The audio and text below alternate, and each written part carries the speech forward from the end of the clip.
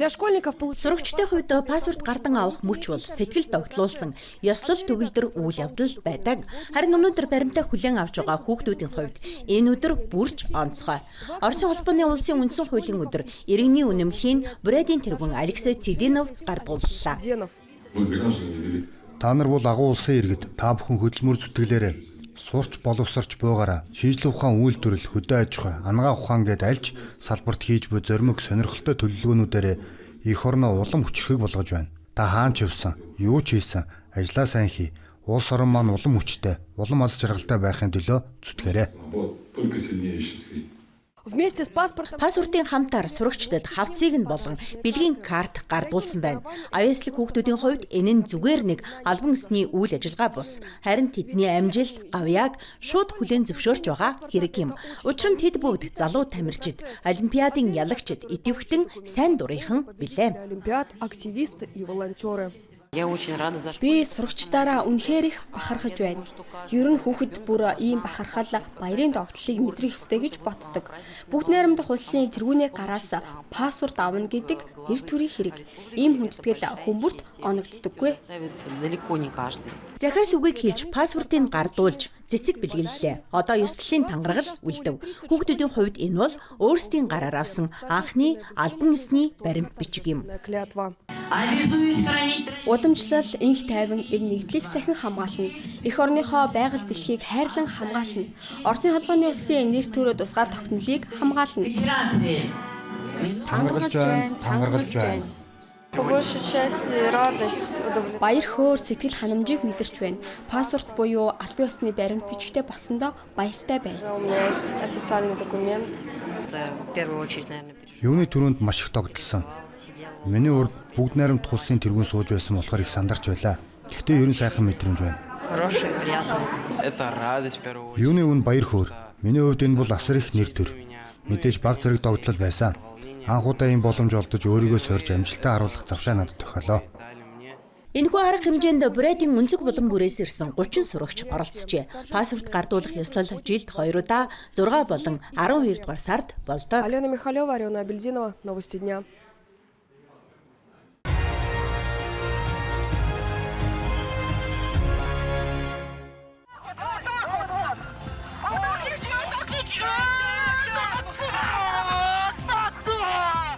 Хүүхэд томчууд юбилейний цэцэрлэгт хүрээлэн дэрж амарч зугааллаа. Тэднийг Орос ардын үлгэрийн баадрууд болох Баба Яга болон түүний дүү Ёшка нар инээдхөөр баярын уур амьсгалтаагаар өгцөн байна. Хүүхдүүд хоорондоо уралдаж, баавгаануудтай хамт бүжиглэв. Надад таалагдсан шүү. Би сүүлчийн тоглоомд оролцсон. Бөмбөлгөө гацуур хүртэл авч явах ёстой байсан юм аа. Түүнчлэн морьтон болж сэвсгэр цасан дээгүүр морь унан давхих боломжтой байлаа. Ингээд сан дээр зогсоод эдгээр тусгай бойрлоноос чанга хатан нохоон жаргыг жолоодно. Тэгээд нохоод биднийг чирч явна. Хөвгөлтэй үг нь шалгаад үзье.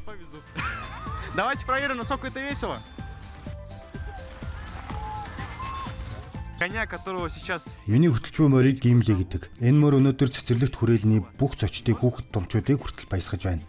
Маш хөвгөлтэй бараг бүх цэцэрлэгт хүрээлэнгээр тойроо унаж болно.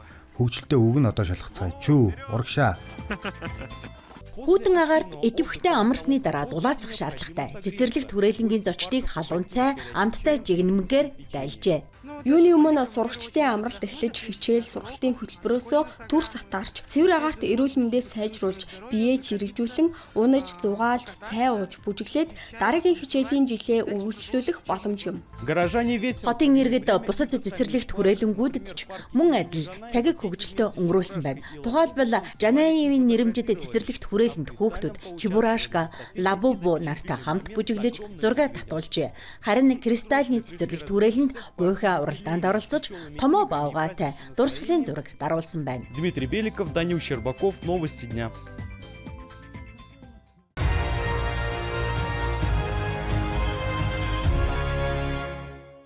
Максим 21 настай. Шилехов хотын нэгэн менежментийн компанийн хувьд тэр үнэхээр ховор олдвор олжээ. Үеийнхэн нь офисер ажил хайж байхад Максим биер, буул, шинэхэн будгийн үнэр дунд өөрийн жинхэнэ мэргэжлийг олсон байна. Би юу ийм ажил мэргэжлүүдийг сонирхож хардаг байсан. Барилгад их татагддаг байлаа.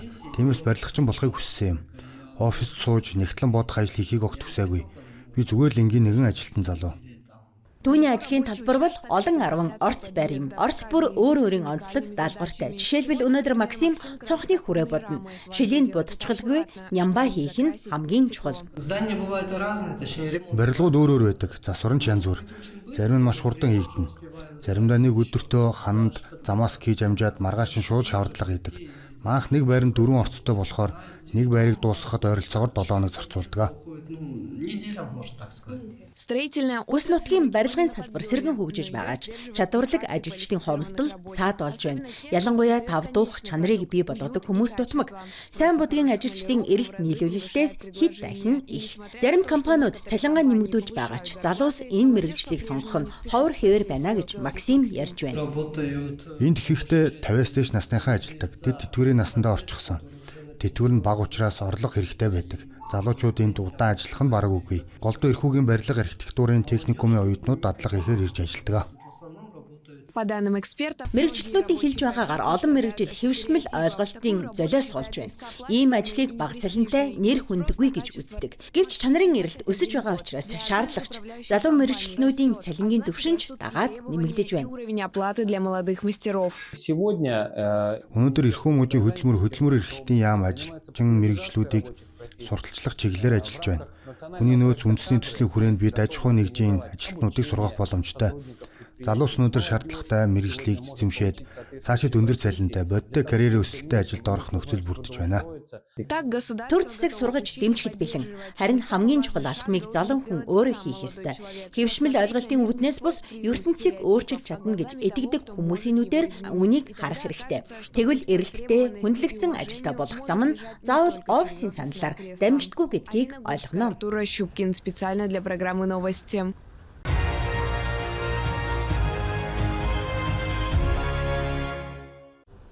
Өөр байгалийн хязгаар шинэ жилийг угтах бэлтгэлдээ идэвхтэй орж байна. Тухайлбал Чита хотод мөсөн хотгон барих ажил эрчимтэй өрнөж байна.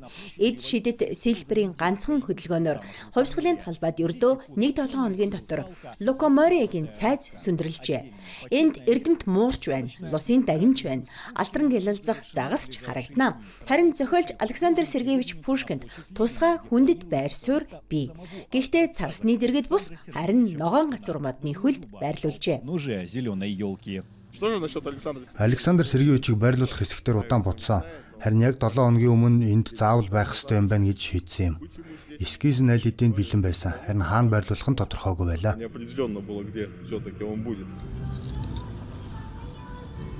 Мөсөн Александр Сергеевичийг бүтээхэд 7 хоногоос жаахан илүү хугацаа зарцуулжээ. Хамгийн хэцүү нь алдарч зохиолчийн царайг 2 метрийн өндөртэй цэвэр мөсөн блокоос сийлж гаргах явдал юм. Энд бараг үл анзаарагдам жижиг ан цав хүртэл жухлаа.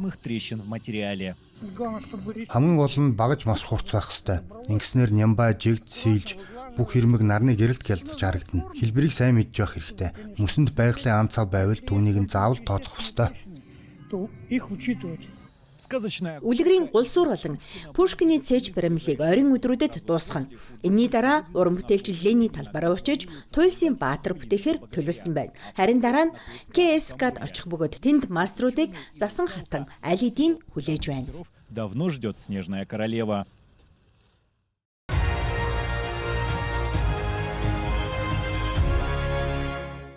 Ард түмний найрамдлын ордонд Эвенкийн соёлд зориулсан өнгөлөг наадам болж байна. Өдөр эртний зан үлийн дивэдэ бүжгээр нээлттэй хийлээ. Зочдод зориулан оёл чимэглэлийн хэрэглээний урлаг, уран зураг, уран зохиолын сэдэвчилсэн үзэсгэлэнгүүд нэгдсэн бөгөөд Уст-Майнскийн улус болон бусад дүүргүүдийн уран бүтээлч, зохиолчдын бүтээлүүдийг дэлгэн үзүүлж байна. Мөн зочид төрсөн нутгийн амт хэмээх үдийн зоогт үндэсний хоолноос самсаж, өөг дээдсийн эртний тоглоомуудад оролцох боломжтой байв. Өдөрлөгийн арга хэмжээг ёслолын концерт өндөрлүүлнэ. Хүмүүсийн хамгийн их сонирхлыг татсан зүйлсийн дийлэнх нь уламжлалт эвийн хувцас байсан. Тэдгээрийг ровдуугаас мөн адил аргаар ойсон цаабугын шир чубукаар хийдэг. Ер нь манай үндэсний хувцас бэйли зэрэг нь хөвчлэн цаабугын камусаар хийгддэг.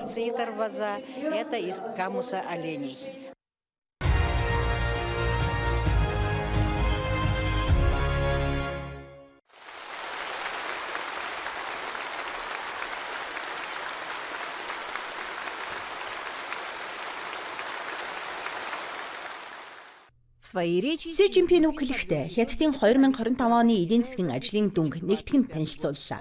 Тэрээр улс нийгэм эдийн засгийн хөгжлийн үндсэн зорилтуудад хүрч чадсан гэдгийг онцлсан байна. Уг хуралдаанаар шинэ нөхцөл байдалд эдийн засгийн ажлыг урагшлуулах зорилтуудыг тодорхойлжээ. Энд Хятадын эдийн засгийн чадварыг бүрэн нээх, бодлогын дэмжлэгийн арга хэмжээг шинжилэл, инновацтай хослуулах, хөгжлийн эрчим ба үр дүнтэй хяналтын тэнцвэрийг хадгалах, дэд бүтцийн хөрөнгө оруулалтыг хүний капиталд чиглэсэн хөрөнгө оруулалттай уялдуулах, мөн гадаад сорилтод илүү төсвөртэй байхын тулд дотоод суурийг бэхжүүлэх шаардлагатайг дурдсан байна.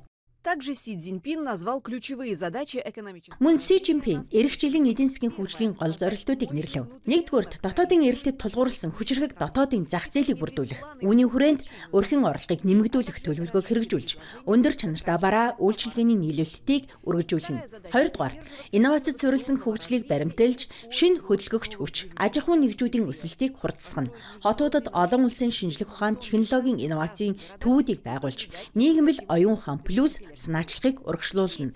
Гуравдугаарт өндөр чанартай хөгжлийг хангахын тулд шинжилгээг гүнзгийрүүлнэ. Нэгдсэн дотоодын зах зээлийг бүрдүүлэх, эргэцэн орчныг боловсруулж, төрийн өмчийн салбарт шинэ өөрчлөлтүүдийг хийж, татварын хууль тогтоомжийг боловсронгуй болгоно. Дөрөвдүгээрт нээлттэй бодлогыг баримталж, харилцан ашигтай хамтын ажиллагааг дэмжинэ. Чөлөөт худалдааны туршилтын бүсүүдийн бүтээц цар хүрээг оновчлон, шинэ хөрөнгө оруулалтыг татахын зэрэгцээ, бүс ба зам санаачлагын өндөр чанартай хөгжлийг дэмжинэ. Тавдугаарт хот хөдөөгийн нэгдмэл хөгжлийг дэмжиж, бүс нутгийн харилцан уялдааг бэхжүүлнэ.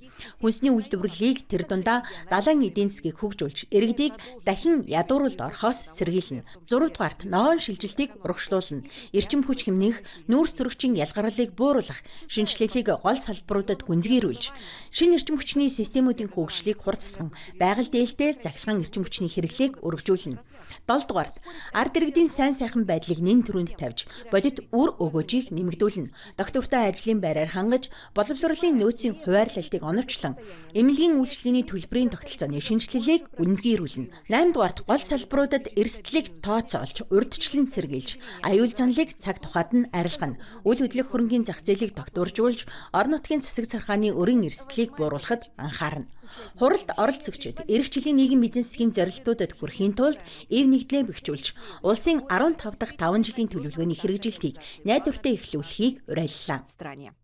Алиса Косюк, Сижитян.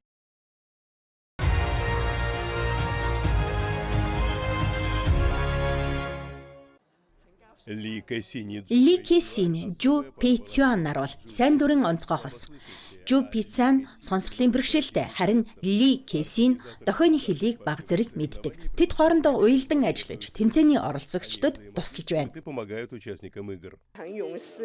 Энд байж энэ арга хэмжээнд оролцож байгаа нь миний хувьд нэр төрийн хэрэг. Бидний тусалж буй хүмүүс намайг дохионы хэлийг баг зэрэг мэддэгт, мөн манай хүнийг сонсголын бэрхшээлтэй атлаа бусдад тусалж чаддагт гайхдаг. Тиймээс бид өөрсдийгөө хамгийн сайн баг гэж боддгоо. Лин Сюанин оншин улмаас хөл дээрээ зогсож чаддгүй. Гэсэн ч сүүлийн 10 жил тэрэгцээртэй байсан ч нийгмийн олон арга хэмжээ тэр дундаа сайн дурын үйл ажиллагаанд идэвхтэй оролцсоор иржээ. Би өөрөө хөгжлийн бэрхшээлтэй хүн учраас жирийн хүмүүстэй харьцуулахад тамирчдын онцлог хэрэгцээг илүү сайн ойлгодог. Энэ бол үнэндээ давуу тал, миний хүчтэй тал гэж боддог. Маш чухал зүйл гэж үздэг. Спортын тусгай тэмцээнийг зохион байгуулагчид саадгүй орчныг бүрдүүлсэн байна. Энэхүү спорт цогцлборын шалан тусгай материалаар хийгдсэн бөгөөд налуу замууд нь тэрэгцэртэй хүмүүс саадгүй зорчих боломжийг олгодог. Цогцлборын дотор Braille үсэгтэй мэдэгдэхүүн дэлгэцүүд, олон хэл дээрх дууд чиглүүлэгч систем, мөн өргөгч төхөөрөмжүүд хаасаагүй байрлуулжээ. Үнэхээр тухтай. Би энд байнга ирдэг. Хөл бөмбөг болон бусад спортын төрлүүдийг яг энд үзэх дуртай. Энэ бол нийгмээс бидэнд олгосон үнэхээр сайхан боломж. Чөлөөтэй зорчих нөхцөл бүрдсэн. Битрооч мөн маш тохилог. Тэмцээний хугацаанд Синганд 4,000 гаруй сайн дурын ажилтан ажиллаж байна. Тэд хөгжлийн бэрхшээлтэй иргэдэд зөвлөгөө өгөх, дагалдан явах, дэмжлэг үзүүлэхийн тулд дохионы хэлний анхан шатны сургалтыг багтаасан тусгай бэлтгэлд хамрагджээ. Нэг талаас энэ нь арга хэмжээний тав тухайг хангаж, нөгөө талаас хүмүүсийг ойртуулж, нийгмийг илүү эв нэгдэлтэй болгож байна. Алиса Косюк, Иван Молостов, Сижитян.